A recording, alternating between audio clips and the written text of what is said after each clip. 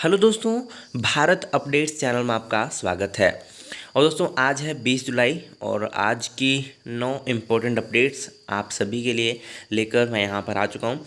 और यहाँ पे देख सकते हो ये सभी अपडेट्स आपको इस वीडियो में देखने को मिलेंगी। ठीक है, तो चलिए दोस्तों जल्दी से फिर शुरू करते हैं पहली अपडेट से। तो ये रही, हिमाचल प्रदेश में 24 घंटों में आए हैं कोरोना के 125 नए केस, 163 हुए ठीक। चंबा में 61, मंडी में 17, शिमला में 14, कांगड़ा में 11, बिलासपुर में 9, लाहौल स्पीति में 6, ऊना में 4, कुल्लू में 2, हमीरपुर में 1। कुल मृतकों की संख्या 3,491। कुल संक्रमितों की संख्या 2,04,516 और एक्टिव केस है अभी 969। टोटल अभी तक के मतलब अभी जो एक्टिव केस बचे हैं वो है 969 और अब तक 2,36,000 हुए ठीक। ओके, तो ये दोस्तों लेटेस्ट अपडेट है कोविड-19 की। चलिए नेक्स्ट अपडेट देख लेते हैं। तो ये ही दोस्तों, सुबह में भारी बारिश ने फिर मचाई तबाही, 3 की मौत, 2 लापता, 16 घर दुकानें ध्वस्त, कारें पुल बहे, बिजली पानी की आपूर्ति ठप। तो यहाँ पर दोस्तों कांगड़ा के अगोजर में बही कार और राजपुर पट्टी में रेल लाइन के पास धंसी जमीन।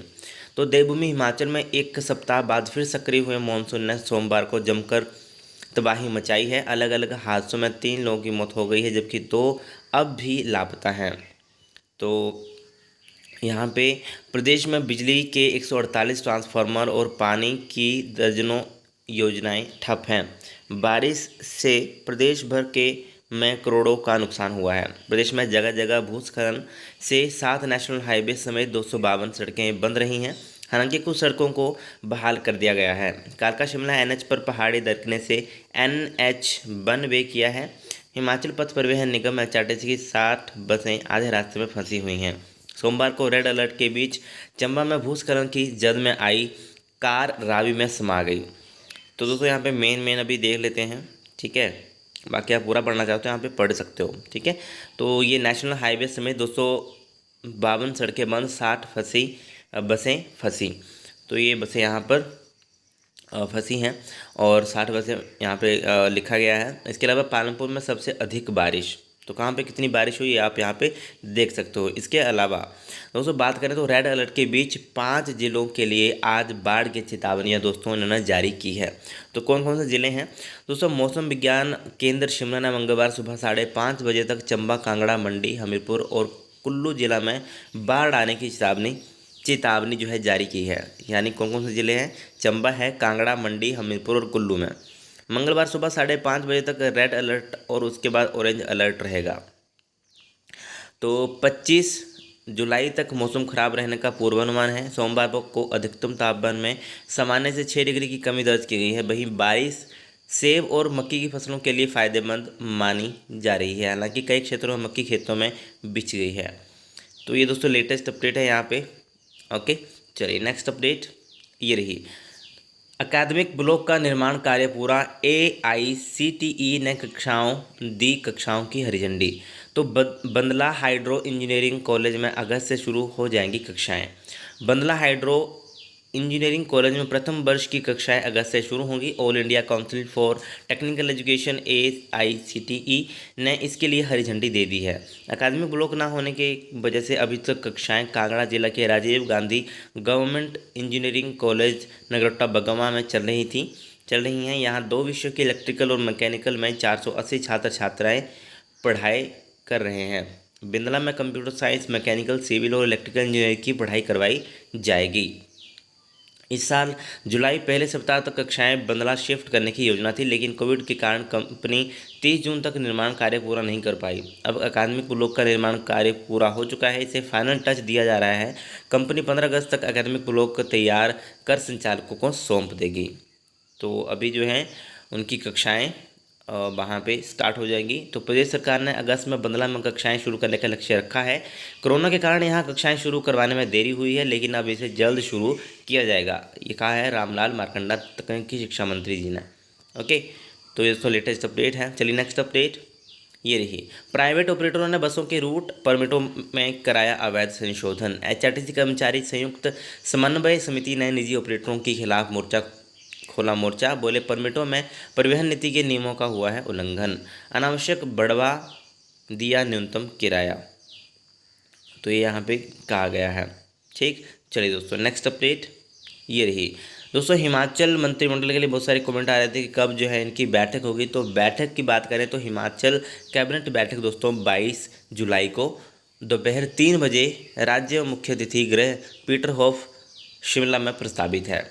मुख्यमंत्री जयराम ठाकुर की अध्यक्षता में होने वाली इस बैठक में 10वीं और 12वीं कक्षा की छात्र छात्राओं को शिक्षकों के परामर्श के लिए स्कूल आने की छूट मिल सकती है। कोचिंग सेंटरों को खोलने के लिए यहाँ पे बात हो सकती है दोस्तों, क्योंकि कोचिंग सेंटर ही अभी बंद है, बाकी तो सब कुछ आई थिंक खुल ही गया है।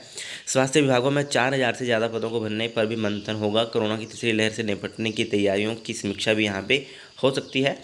2 अगस्त से प्रस्तावित विधानसभा के मानसून सत्र में पेश किए जाने वाले विधेयकों के ड्राफ्ट पर भी चर्चा इसमें हो सकती है। दोस्तों 22 को यहाँ पे मीटिंग होगी 3 बजे। ठीक है, आप पूछ रहे थे कमेंट करके बहुत सारे कि मीटिंग कब होगी, तो ये दोस्तों 22 जुलाई को मीटिंग होगी। ओके, चलिए दोस्तों नेक्स्ट अपडेट ये रही। एसओएस के 10वीं कक्षा के नतीजों में 90.47% बच्चे पास। तो ये भी बहुत सारे कमेंट आ रहे थे कि एसओएस वाले भी पास होंगे, तो पास इनको भी प्रमोट कर दिया गया है। अभी 9000 अभ्यर्थियों को किया गया है अगली कक्षा में पदोन्नत।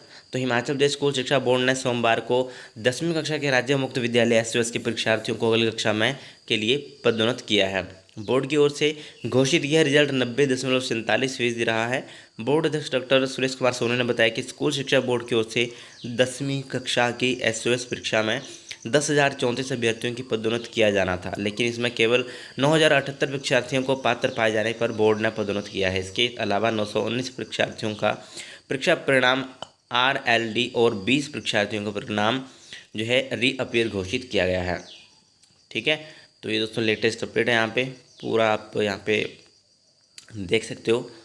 ठीक है, चलिए दोस्तों नेक्स्ट अपडेट ये रही। HPU दोस्तों PhD वाले भी यहाँ पे कमेंट कर रहे थे। अभी मुझे याद आया कि PhD वाले यहाँ पे सब्सक्राइबर होंगे कुछ, जिन्होंने PhD करनी होगी, तो वो कमेंट कर रहे थे। तो HPU ने PhD में सीधे प्रवेश के लिए मांगे आवेदन। ठीक है, तो हिमाचल प्रदेश विश्वविद्यालय ने शैक्षणिक सत्र 2021-22 में PhD में बिना प्रवेश परीक्षा के सीधे प्रवेश की प्रक्रिया शुरू कर दी है। विश्वविद्यालय के 24 विभागों में भरी जाने वाली सीटों के लिए आवेदन करने को 9 अगस्त अंतिम तिथि तय की गई है। दोस्तों जो भी यहाँ पे PhD वाले मुझे कमेंट कर रहे थे यहाँ पे वीडियोज़ में कि कब होगी एडमिशन, उनकी एंट्रेंस कब होगा, तो अभी आपके लिए मौका है 9 अगस्त तक जो है आप इसके लिए अप्लाई कर सकते हो। ठीक है, और कहाँ से अप्लाई करना है, ये वेबसाइट्स इन्होंने दी हुई हैं। एक तो HPUNIV.ac.in है, दूसरी है admissions.hpshimla.in। ठीक है, यहाँ से एडमिशन पोर्टल से डाउनलोड किए जा सकते हैं। ठीक है, जो फॉर्म है वो आप यहाँ से डाउनलोड कर सकते हो। इसके अलावा TGT आर्ट्स की भर्ती 2 अगस्त से, तो एक्स सर्विसमैन के आश्रित कोटे से TGT आर्ट्स की बैचवाइज भर्ती 2 से 6 अगस्त तक होगी। प्रारंभिक शिक्षा निदेशालय ने इस बाबत जो है निर्देश जारी कर दिए हैं। और दोस्तों इसके लिए ऑफिशियल नोटिफिकेशन आपको वेबसाइट के ऊपर मिल जाएगा, तो आप वहाँ से चेक कर लेना। ठीक है, चलिए दोस्तों नेक्स्ट अपडेट ये रही। दोस्तों ये यहाँ पे बात हो रही है HP2 की। ठीक है, तो 10 तक बढ़ाई ऑनलाइन आवेदन करने की तिथि। तो हिमाचल प्रदेश तकनीकी विश्वविद्यालय हमीरपुर ने शैक्षणिक सत्र में दाखिला लेने के लिए ऑनलाइन आवेदन करने की तिथि 10 अगस्त तक बढ़ा दी है। ठीक है, तो अभी आप इन कोर्सेज़ में 10 अगस्त तक जो है इसमें एडमिशन ले सकते हो। ठीक है, यहाँ पे आप एडमिशन ले सकते हो। और यहाँ पे देखें तो विद्यार्थी परीक्षा केंद्रों में दे संपर्क नंबर, ईमेल। 22 जुलाई से प्रस्तावित परीक्षाओं को ऑनलाइन माध्यम से करवाने की तैयारियां पूरी हो चुकी हैं। तो यहाँ पे ये आप देख सकते हो यहाँ पे। ठीक है, ऑनलाइन ही यहाँ पे एग्ज़ाम होंगे। ओके, चलिए नेक्स्ट अपडेट ये रही। परीक्षा फॉर्म नहीं भरने वाले विद्यार्थी भी दे सकेंगे परीक्षा। तो हिमाचल प्रदेश तकनीकी विश्वविद्यालय HP2 हमीरपुर ने किसी कारणवश परीक्षा फॉर्म नहीं भर पाने वाले विद्यार्थियों को राहत दी है। अब जो है ऐसे अभ्यर्थी संबंधित परीक्षा केंद्र में 21 जुलाई को शाम 4 बजे तक अपनी प्रमाणिक ईमेल और मोबाइल नंबर लिखवा कर परीक्षा में बैठ सकते हैं, यानी कि बिना एग्जामिनेशन फॉर्म के भी आप बैठ सकते हो अगर किसी कारणवश आप ये परीक्षा फॉर्म नहीं भर पाए थे तो। ठीक है, तकनीकी विश्वविद्यालय ऐसे विद्यार्थियों का परीक्षा शुल्क लेट फीस से तो बाद में लेगा। अच्छा, बाद में वो मतलब आपसे लेट फीस के साथ वो भर देगा। ठीक है, परीक्षा शुल्क जो है। और उन्होंने ऐसे सभी विद्यार्थियों को परीक्षा केंद्र अधीक्षक के साथ संपर्क करने के निर्देश दिए हैं। ठीक है, तो ये लेटेस्ट अपडेट है दोस्तों आप सभी के लिए। तो ये थी दोस्तों आज की इंपॉर्टेंट अपडेट्स, और वीडियो अगर अच्छी लगे तो लाइक शेयर, चैनल को सब्सक्राइब जरूर करिएगा मेरे लेटेस्ट अपडेट्स के लिए। Thank you.